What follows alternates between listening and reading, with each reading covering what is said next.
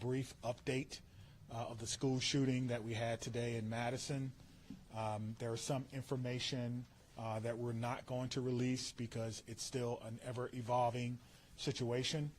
You'll hear from some of our representatives from our city and from our county, and behind me are a lot of people who came together today to make sure that the day ended well and that everyone else was safe. So with that being said, I'll go ahead and start my remarks. Today truly is a sad day for Madison and for our country. It is a day that I believe will live in our collective minds for a very, very long time. Here are the details. Today at 10:57 a.m., our team was called to the Abundant Life Christian School in reference to an active shooter. We know that 3 people are dead, including the suspect shooter. We know that the suspect shooter was a teenage student who attended the school. At this time, we're not releasing them and a teenage student. 6 other people were injured. 2 students are now in critical condition in the hospital, and these injuries are considered life-threatening injuries. 4 students are also at other area hospitals with non-life-threatening injuries. But these are just the physical injuries that we know about. We know that this was the middle of the day, of a school day, and so there will be other injuries that we'll have to face for a very, very long time. And we're going to do everything we can as a community to heal those injuries as well. Many of you have asked me about the why of this. Why did this happen? What do we know? What was the motivation? I do not know.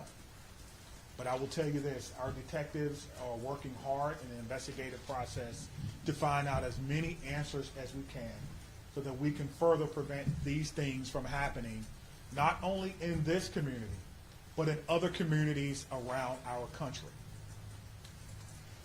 I think we can all agree that enough is enough.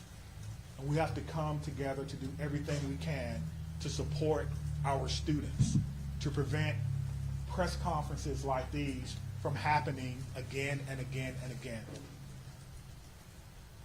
The school building itself is clear. We've cleared the school. There's no other threats or danger to the community. We're in the process now of what we call reunification.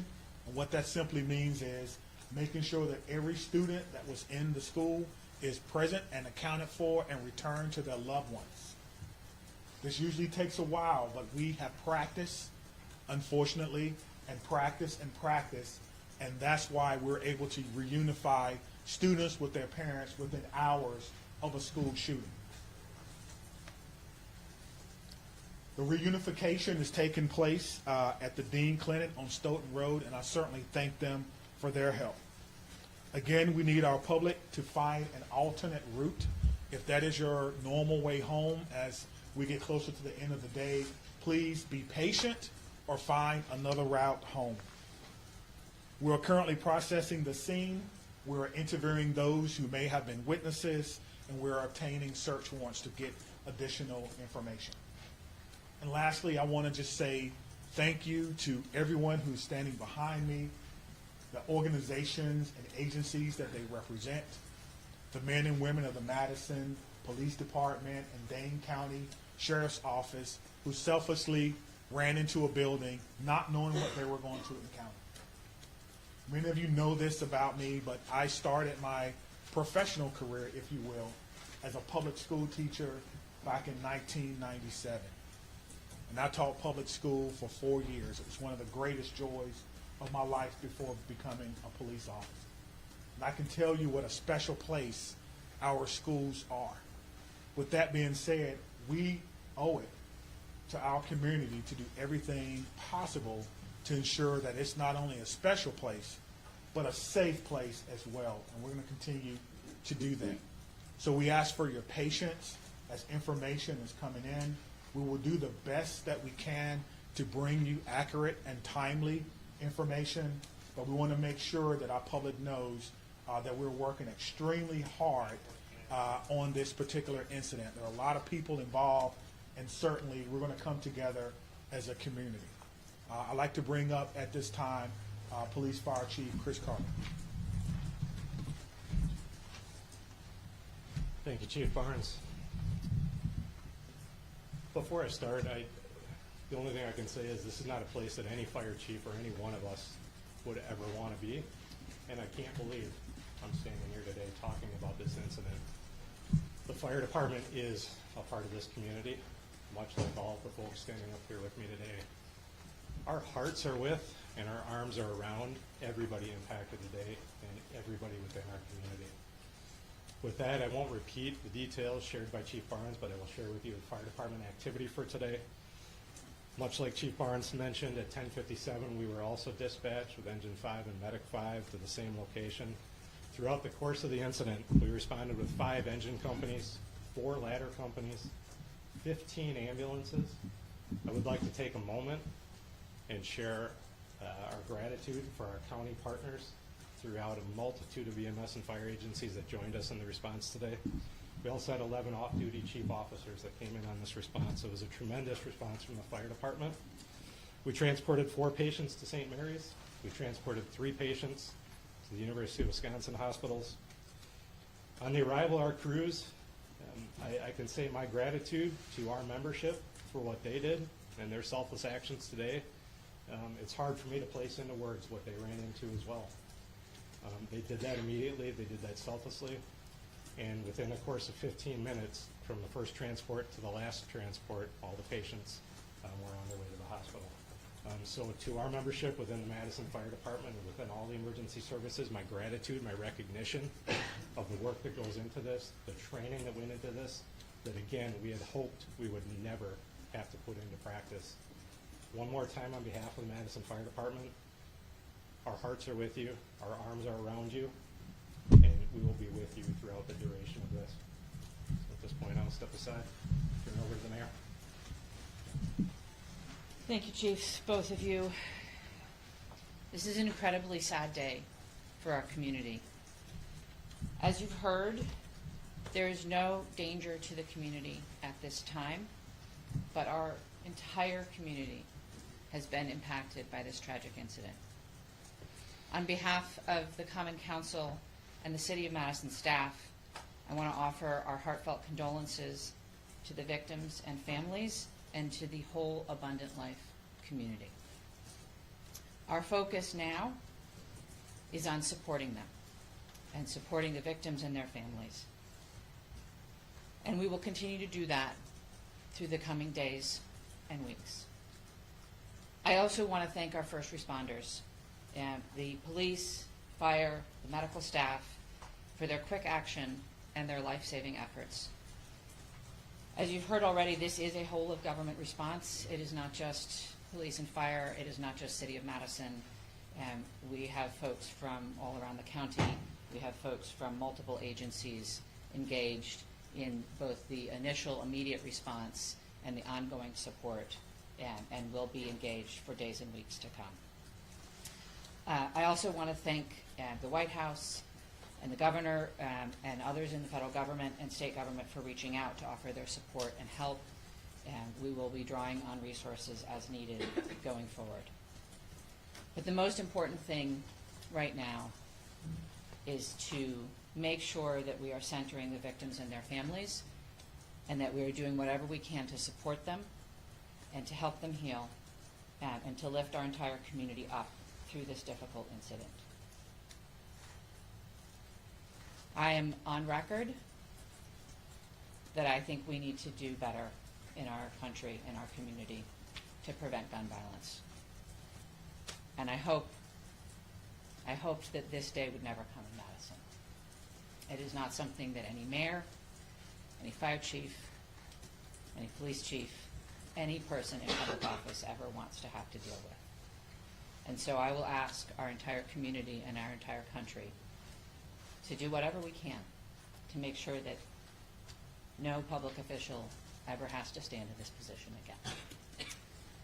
And now I'll invite the county executive to the podium. Good afternoon, everyone. is reeling from the heartbreaking and senseless tragedies at Abundant Life Christian School in Madison. As a mom who received a text from her son at a high school here, it hits you in the gut. Our community is better than this. Our country is better than this. It cannot continue. My heart goes out to the victims and their families and the students and the educators, and the list goes on and on. Every one of us is affected by this unimaginable and unacceptable violence that has hit our community today. Dane County stands united in grief with the Abundant Life Christian School community. The Sheriff's Department, the Department of Emergency Management, Department of Human Services have all been on the front lines. My phone has been ringing from people across our state and our nation asking what it is that they can do to help our community. And right now, it is our time to be committed to supporting this school, these students, and these families, and our first responders who went into that building during this devastating time.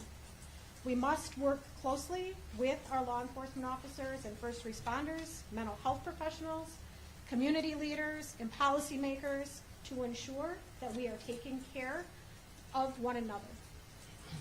No community should ever have to endure such a tragedy. And my administration is going to do everything that it can to provide assistance to those who have experienced this devastating loss, and also do everything that we can to prevent such tragedy from occurring. To all of those who are grieving in our community, please know that you're not alone. Dane County stands with you. We're here to support you in any way possible. Please reach out and ask for help. The governor's office, as well as the mayor's office, and I will continue to update the public as we learn more. But please understand, there are many things that we cannot share with you right now. This is an active investigation. This is an active case. The SSM Health Clinic near the intersection of Buckeye Road and Stoughton Road is the reunification center. I know that that has been out, but we need to make sure that folks know where it is that they can go to be reunited with their children. Again, in the coming days, we are going to make sure that we are supporting those that have been most impacted by this. But folks, reach out, ask for help. This does not need to be the reality of our community. Thank you. All right, let's start over here with questions. Can you tell us, how did this unfold? Can you give us a bit of a timeline, how you officers got Sure. We received a call at approximately 10:57 a.m. Someone from the school called 911 to report that there was an active shooter. That means something different to us, obviously. There's different protocols that go out, tone alerts even. So that is that our training center is about 3 miles from there. We have special event team medics, those that work with the fire department, responded to this particular scene from their training day. So what began as a training day became an actual day. And so that's how this call originally came. Nicholas, did you have a question? What can you tell us, if anything, more about the shooter and what their motivations were, or have you made contact with their family members? Anything updated on that? Sure, there's nothing new that I can tell you about the shooter at this time. Again, as difficult as today is, that's still someone's child that's gone. That's still someone that has to deal with what happened today. And so we want to make sure that we can ensure as much cooperation as we can. You asked me about why, as I stated before. I don't know why. And I felt like if we did know why, we could stop these things from happening. But what I will tell you is, as soon as we are done with the investigation, any information that we uncover that will not compromise the safety of anyone involved or compromise the confidentiality of any of these children that are involved, we'll tell you. I just ask for your patience. All right, over there. Sorry. Go right ahead. We know it was a handgun. We know a handgun was recovered. All right, sit down right there. shooting confined to one classroom, or did it spread out globally? We know it was confined to one space. I do not know if it was a classroom or hallway. One of the things that we've gotten very good at, certainly different from in my day, is that if you do not need to be in a crime scene, you do not need to go to a crime scene. And so the crime scene and those persons who are involved, they have that crime scene locked down. I did not go or enter into that crime scene. But if you can imagine, most schools, the students go together, but they are segregated. So on each different floor, in each different group. And so there's no evidence that anyone else was injured that was not in that age group. Danielle? What can you say at this time about how school staff responded? I cannot speak to how the school staff responded. We did have injuries, but could have always, of course, had additional injuries. I do not know what the school's protocols are. Again, this is a private Christian school. I know that we have a very good rapport with MMSD, Madison Metropolitan Schools, public schools. So we have done trainings for them before, but I would assume that most of the teachers have the same or some similar type of training as a part of their certification. There's conflicting reports online about how many students are enrolled at the school. Can you confirm approximately how many students? I do not know how many students attend the school, but their website says that they serve about 200 families. Right in the back, White? What kind of courses are being made available to people who are? That's a good question. As you heard from our mayor and our county exec, we have services within our government that will be made available to them. I have a lot of confidence that they're going to follow through on that, and we'll make sure that persons who need to. You guys want to speak to that? Dane County Human Services, as well as the Red Cross and other consolidated agencies, are already on scene. And we will continue to be on scene, and those resources will be bolstered. Again, please reach out. You are not alone. We are going to navigate this together, and there are people who are affected by this trauma who are not in the reunification center or at the school. We need folks to be reaching out because we do have resources available. Thanks, Sophie. Did you know if Abundant Christian Life School, did they have a school resource officer with them? It's not my knowledge that they had a school resource officer. That if they did, it would be a police officer, and I know where they all are. They're not in the schools right now. 15 in the back there? So in terms of witnesses that you mentioned about investigation, what does that look like? How many Sure. witnesses are you guys speaking of? Sure. So the detectives will talk to anyone who may have seen this particular event unfold. Anyone that may have been unfortunate to hear something, they will be talking to them. It's my understanding that that's in process now, and everyone is cooperating fully. That will give us an idea of not only what unfolded, but it could answer the question to motivation, because again, the students who unfortunately had to witness this. But that's not something that we want to rush. We're not going to interrogate students. We're going to give them an opportunity to come in and speak to what they may have saw when they feel ready, which is why some of these questions can't be answered now. All right, Inspector Room? How do you reassure the community that it's still okay to go back to school? I mean, everybody's got kids, and I think, maybe it happened at this school, but there's everybody that's got kids anywhere, right? This is in Dane County, it's gonna be hard. Yeah, I think you're asking me, how can I say 100% that no child will ever be harmed in school? I can't. No police chief can. But all I can tell you is that we have systems in place so that if something happens, we can respond like we did today. I can tell you that our mayor and our county exec has committed resources to not only public health, but also mental health. I can tell you that every teacher that I've ever had contact with at MMSD cares deeply about their students. Every staff member, I talk to staff members all the time who tell me things that are going on in the schools and want to do whatever they can, even if it's unanonymity, to let me know that they want to have a safe school. So my reassurance to the public is that if you see something, say something. If you know someone who may be going through a difficult time, please reach out to someone. And I think what I can do is make sure that our police department is transparent and open and honest and inviting for people to call and give information. I think MMSD does an excellent job of that. And the same thing can be said for any other private school. If you want to give information or you need someone to talk to, I can promise you we'll have someone there to get that information. right there? Understanding that this is a private school you may not be as familiar with, what are the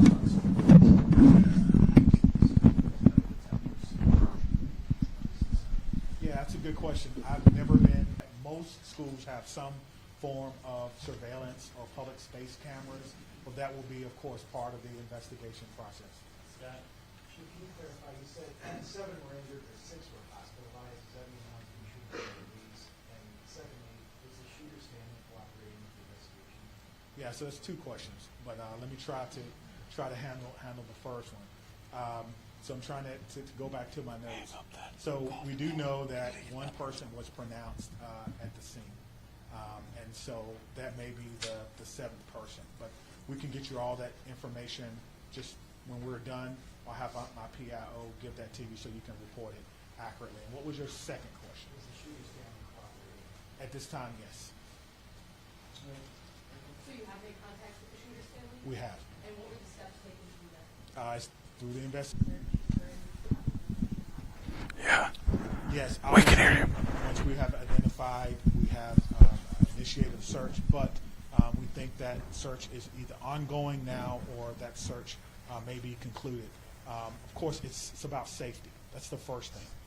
Making sure that people are safe, and then we'll go from there. This has been, an amazing day for everyone.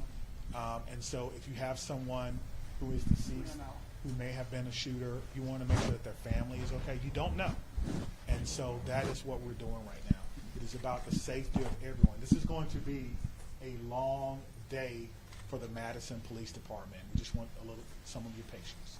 Are you aware, had the school had any prior threats? And then just, jumping off of that, do you know if the shooter had any prior contact with law enforcement?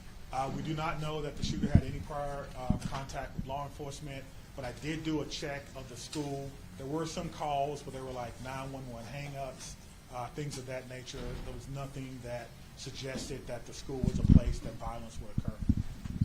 Chief, earlier that you mentioned that the shooter died of a self-inflicted burn. Did that happen before officers arrived at the school, or when the shooter saw officers coming into the school? Yeah, so let me say that the cause and manner in which the shooter died will be determined by the inmate. But what I can tell you is the shooter was dead upon our arrival, police department arrival, and no officers fired their weapons. Okay? Lucas, what are these search warrants you're executing? Are they at the residence or like the device the shooter had? What do you, I'm sorry. The extent of the search warrant. Yeah, so the extent of the search warrant is to be able to go in a place that we don't have permission to be in and make sure that everyone is okay. And then if there's any evidence that we think we need to collect, we could only do that with the use of a search warrant.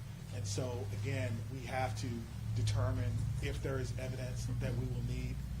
Everyone wants to know what led up to this. Are there any additional threats to public safety? Is this person or was this person by themselves? There are a lot of questions that we want to answer, but we have to answer the safety questions first, and then we'll move on to some of the more investigatory questions. Are you in possession of any of the shooter's devices?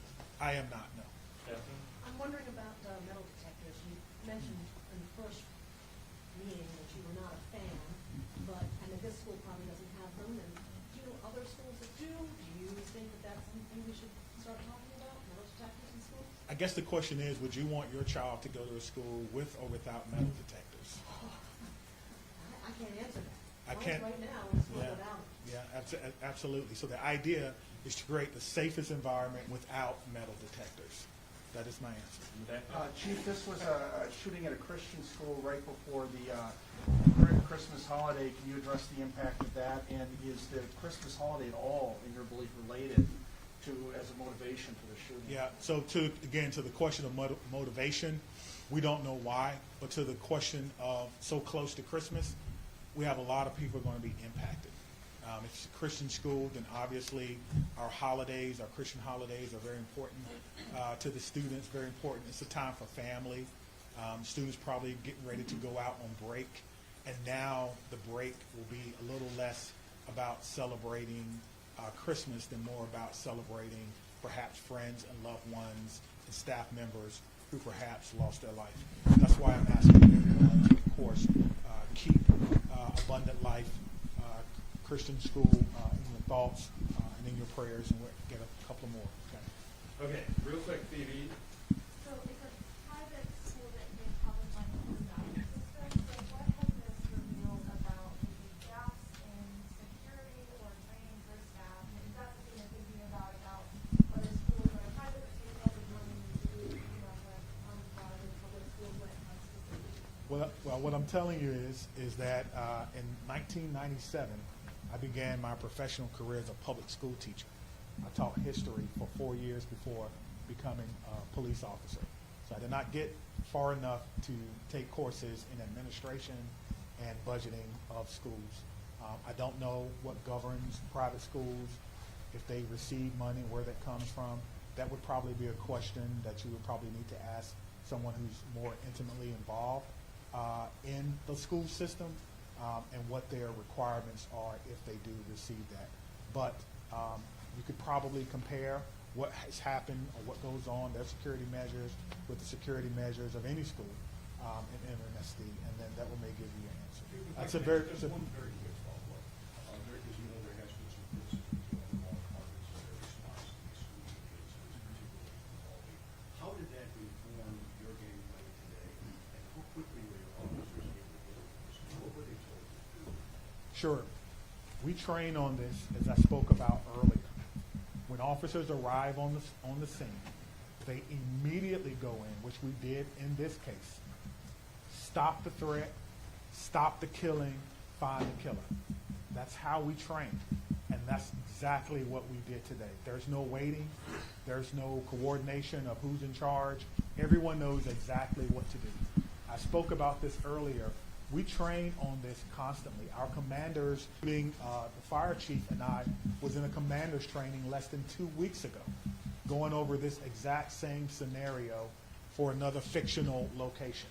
And so all of that came into play today, and our officers performed extremely well based on their training and based on the expectations that they know exactly what to do. Stop the threat, stop the killing, find the threat. Chief, was the, can we just do one more? What was the- Whether this was a current student? Hold on, right here, right here. Thank you, all. Yeah.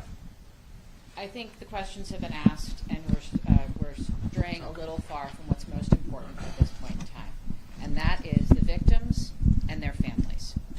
I have 3 things to add. First of all, there is a lot that our community can and will do in the coming days to support the victims and their families, and we will have more information at future briefings. If anyone, and I would urge you all to include this in your stories, if anyone needs mental health support as a result of this incident and the coverage of it, I encourage them to reach out to 988 by phone or text and to get the mental health support that they need. It is incredibly important that we take care of our community in this very difficult time. We all have a role in preventing gun violence. Our entire community needs to be part of the solution here. There are many things that we can do, and we can have those conversations in coming days. But first and foremost, what needs to be a priority for all of us is supporting our young people. And that is where our community's attention needs to turn at this point in time. The police department, the fire department, the city, the county will share additional information about the investigation as it becomes available. But I urge you all to help our community find resources to support their mental health and to find resources to support the victims and families at this time. Thank you all. It'll be at cityofmadison.com. Me, Stephanie, and Cynthia will stick around and answer any other questions, but that's all. Let me say just before I go, because the mayor mentioned that this was a whole of government response. It certainly was, and there's so many people that we want to thank. We cannot thank everyone, but it's also a whole of law enforcement response. Even though we are in different agencies, we all have the same training, and so I want to thank our partners with the FBI who are here with me today, partners with the ATF, Dane County Emergency Management. Of course, we already talked about our fire department. We've got calls from the Attorney General of the United States, Wisconsin State Patrol, our governor's office, State Patrol, Monona, as well as our sheriff's office. I know I may have left someone out, but thank you for how you responded, professionally, quickly, and according to the way that we all trained, and it all came together to ensure that no other persons were hurt. Thank you. Chief, could you just say what time you guys made entry? We just want to nail that detail down. 10:57. That's the time you made entry. Sorry, in 1 minute? How long does it take till they arrive to the school? How long does it take till they arrive to the scene if they receive the call at 10:57? Yeah, so I will work on getting that information for our next media briefing. We plan to meet here at 5:30 tonight, and I will work on getting that information. I don't have that information. I can. They want to go live, they said. Okay, and also, if you check his social media at all, Hey, that is something, yep. that is right behind the investigation as well. I'm going to be right behind you. They want to take me right now. Yeah, no worries. Good. Yeah. Thank you. Yeah, I got you.